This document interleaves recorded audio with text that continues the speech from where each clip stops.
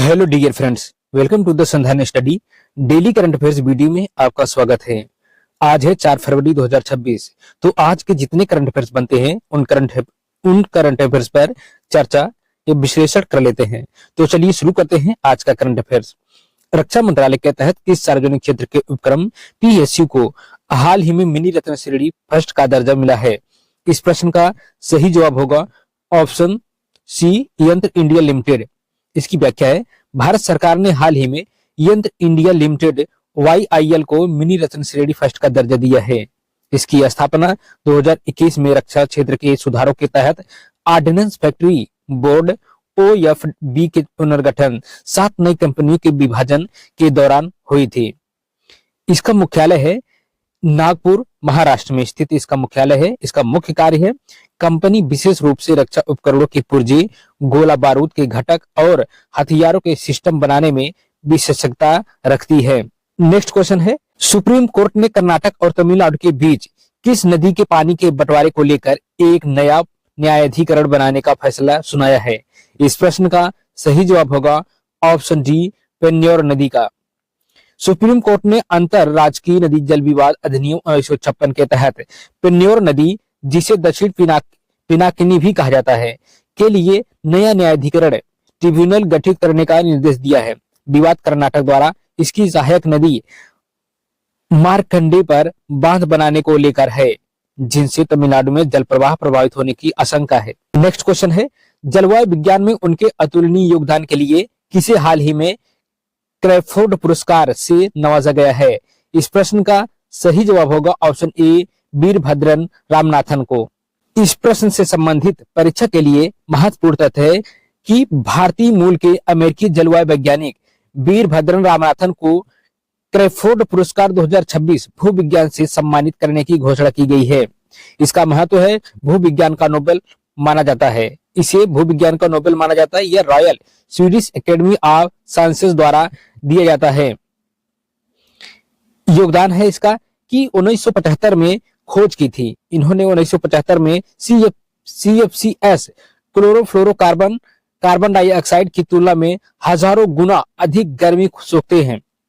उनके शोध में मॉन्ट्रियल प्रोटोकॉल जैसी वैश्विक नीतियों की नींव रखी। इसके अतिरिक्त वह एटमॉस्फेरिक ब्राउन क्लाउड वायुमंडलीय भूरे बादल के प्रभाव पर शोध के लिए भी प्रसिद्ध हैं। नेक्स्ट क्वेश्चन है, भारतीय विमानपत्तन प्राधिकरण AAI के बोर्ड में पहली महिला निदेशक मानव संसाधन के रूप में किसने पदभार ग्रहण किया है? इस प्रश्न का सही जवाब है ऑप्शन बी, निवेदिता दुबे ने। इस प्रश्न से संबंधित परीक्षा के लिए महत्वपूर्ण तथ्य है कि निवेदिता दुबे भारतीय विमानपत्तन प्राधिकरण AAI के बोर्ड में पहली महिला निदेशक मानव संसाधन बनी है। इससे पहले वह सार्वजनिक क्षेत्र के उपक्रमों PSU में विभिन्न वरिष्ठ पदों पर कार्य कर चुकी हैं। AAI के बारे में, यह एक मिनी रत्न श्रेणी फर्स्ट का सार्वजनिक क्षेत्र का उद्यम है जो नागरिक उड्डयन मंत्रालय के अंतर्गत आता है। इसकी स्थापना 1 अप्रैल 1995 को हुई थी। मुख्यालय नई दिल्ली में स्थित है। नेक्स्ट क्वेश्चन है, सैन्य सहयोग को बढ़ावा देने के लिए भारत और किर्गिस्तान के बीच 13वां खंजर अभ्यास कहां आयोजित होने जा रहा है? इस प्रश्न का सही जवाब है ऑप्शन डी, मेघालय में 13वां खंजर आयोजन होने जा रहा है। इस प्रश्न से संबंधित परीक्षा के लिए महत्वपूर्ण तथ्य है कि 13वां खंजर अभ्यास मिसामारी, असम में 4 से 7 फरवरी 2026 तक आयोजित किया जा रहा है। इसमें प्रतिभाग करने वाले पैराशूट रेजिमेंट, स्पेशल फोर्सेस और किर्गिस्तान की स्कॉर्पियन ब्रिगेड हिस्सा ले रही हैं। इसका उद्देश्य है मुख्य फोकस शहरी युद्ध और आतंकवाद विरोधी अभियानों में विशेषज्ञता साझा करना है।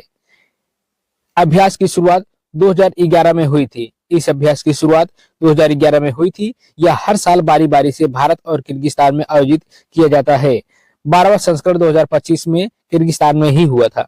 नेक्स्ट क्वेश्चन है, वाणिज्य अंतरिक्ष यात्रा की दिशा में किस देश में प्रथम निजी अंतरिक्ष स्टेशन हेवन फर्स्ट का निर्माण किया जा रहा है?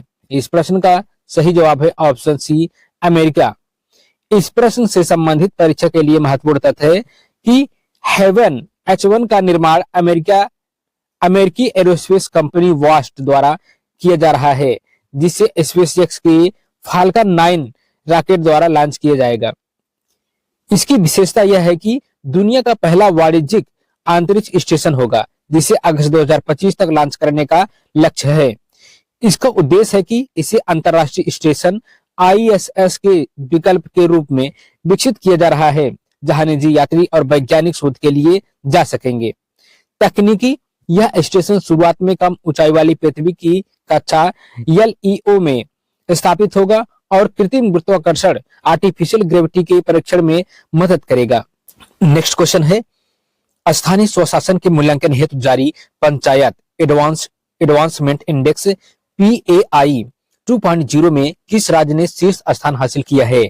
इस प्रश्न का सही जवाब है ऑप्शन बी, ओडिशा ने शीर्ष स्थान हासिल किया है PAI 2.0 इंडेक्स में। इस प्रश्न से संबंधित परीक्षा के लिए महत्वपूर्ण तथ्य है कि पंचायती राज मंत्रालय द्वारा जारी panchayat advancement index PAI 2.0 Odisha ने देश भर में प्रथम स्थान प्राप्त किया है। इसका उद्देश्य है कि इंडेक्स स्थानीय स्वशासन की प्रभावशीलता, डिजिटल गवर्नेंस और सतत विकास लक्ष्यों SDGs के कार्यान्वयन के आधार पर राज्यों का मूल्यांकन करता है। संवैधानिक संदर्भ यह है कि भारत में पंचायती राज व्यवस्था 73वें संविधान संशोधन अधिनियम 1992 द्वारा लागू की गई थी। इस सूचकांक में सिक्किम ने उत्तर पूर्वी राज्यों की श्रेणी में शीर्ष स्थान प्राप्त भी किया है।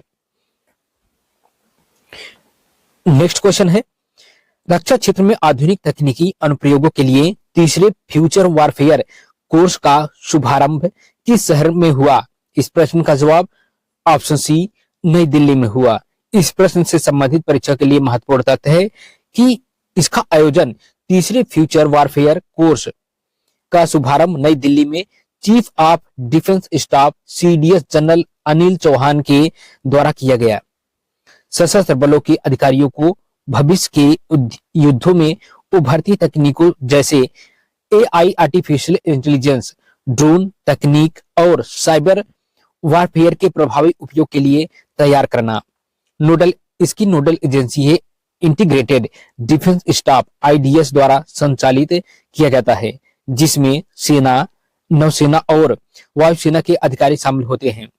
इसका महत्व यह है कि भारत के सैन्य सिद्धांत को पारंपरिक युद्ध से बदलकर आधुनिक तकनीक आधारित युद्ध क्षमता की ओर ले जाने की एक महत्वपूर्ण पहल है। नेक्स्ट क्वेश्चन है, भारत की कुल रिन्यूएबल एनर्जी अक्षय ऊर्जा क्षमता में अब कौन सा नंबर 1 पर आ गया है? इस प्रश्न का सही जवाब है ऑप्शन डी, गुजरात। इस प्रश्न से संबंधित परीक्षा के लिए महत्वपूर्ण तथ्य है कि वर्तमान रैंकिंग फरवरी 2026 की नवीनतम रिपोर्टों के अनुसार गुजरात अब 42.583 गीगावाट की कुल स्थापित क्षमता के साथ भारत का नंबर 1 अक्षय ऊर्जा रिन्यूएबल एनर्जी राज्य बन गया है। इसने राजस्थान को पीछे छोड़ दिया है। प्रमुख योगदान गुजरात भारत की कुल अक्षय ऊर्जा क्षमता में 16.5% की हिस्सेदारी रखता है। यह पवन ऊर्जा एनर्जी और छत पर सौर पैनल रूफ टॉप सोलर के मामले में भी देश में शीर्ष पर है। खास परियोजना कच्छ में बन रहा Khabra renewable energy park. Khabra renewable energy park दुनिया का सबसे बड़ा सौर पवन हाइब्रिड पार्क होगा, जिसकी क्षमता 30 गीगावाट प्लस से अधिक होगी। राष्ट्रीय लक्ष्य भारत में 2030 तक 500 गीगावाट गैस जीवाश्म ईंधन क्षमता हासिल करने का लक्ष्य रखा गया है।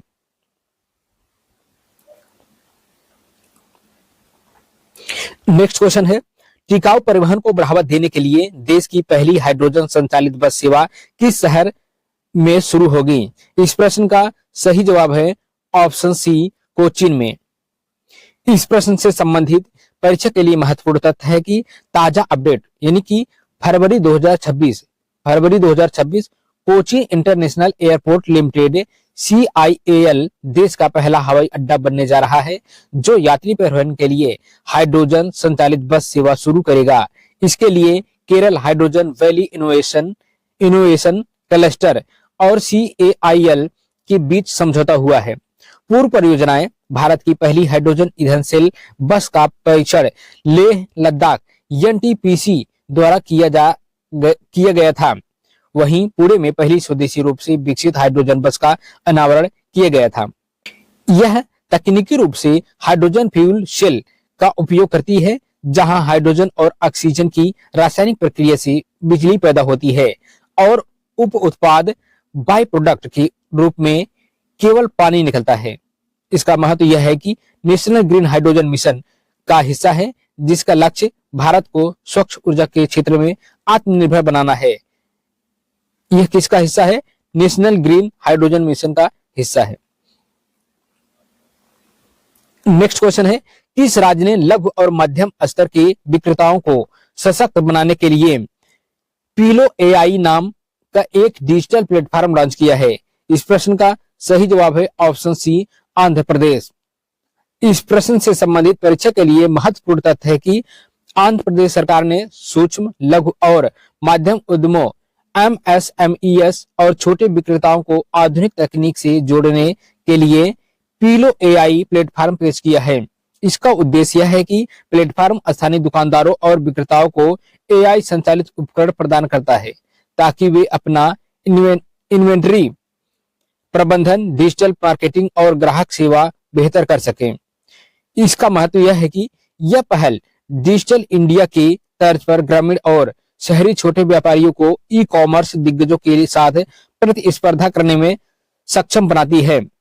इसकी विशेषता यह है कि स्थानीय भाषाओं में सहायता प्रदान करता है, जिससे कम तकनीकी जानकारी वाले विक्रेता भी इसका आसानी से लाभ उठा सकते हैं। नेक्स्ट क्वेश्चन, कैंसर के विरुद्ध वैश्विक संघर्ष और जागरूकता को समर्पित विश्व कैंसर दिवस किस तारीख को मनाया जाता है? इस प्रश्न का सही जवाब है ऑप्शन सी, 4 फरवरी को मनाया जाता है।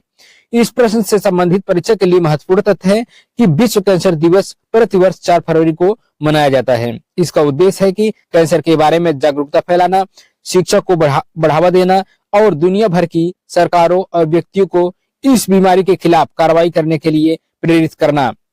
अभियान theme 2022-2024 close the care gap, देखभाल के अंतर को कम करें। यह बहुराष्ट्रीय अभियान कैंसर उपचार में असमानता को दूर करने पर केंद्रित है। आयोजक यह पहल Union for International Cancer Control UICC द्वारा संचालित की जाती है। इसकी स्थापना 4 फरवरी 2000 को पेरिस में कैंसर के खिलाफ विश्व शिखर सम्मेलन के दौरान हुई थी। नेक्स्ट क्वेश्चन है, भारतीय वायुसेना ने हाल ही में किसे अपनी पूर्वी वायु कमान ईएसी का air officer commanding in chief नियुक्त किया है? इस प्रश्न का सही जवाब है ऑप्शन ए, इंद्रपाल सिंह वालिया। इस प्रश्न से संबंधित परीक्षा के लिए महत्वपूर्ण तथ्य है कि एयर मार्शल इंद्रपाल सिंह वालिया ने भारतीय वायुसेना की पूर्वी वायु कमान ईएसी को air officer commanding in chief के रूप में पदभार संभाला है। मुख्यालय पूर्वी वायु कमान का मुख्यालय शिलांग, मेघालय में स्थित है। यह कमान चीन और म्यांमार की सीमाओं की सुरक्षा के लिए रणनीतिक रूप से अत्यंत महत्वपूर्ण है। इनका अनुभव है कि एयर मार्शल वालिया एक अनुभवी फाइटर पायलट है, जिन्हें विभिन्न परिचालन और प्रशासनिक भूमिकाओं का व्यापक अनुभव है। उन्हें विशिष्ट सेवा के लिए अति विशिष्ट सेवा पदक एवीएसएम और वायुसेना पदक वीएम से भी सम्मानित किया जा चुका है। वायुसेना की कमान भारतीय वायुसेना में कुल 7 कमान, 5 परिचालन और 2 कार्यात्मक होते हैं। तो डेली करंट अफेयर्स वीडियो में बस इतना ही। मिलते हैं नेक्स्ट वीडियो में, तब तक चैनल को सब्सक्राइब, लाइक, शेयर जरूर करें। धन्यवाद।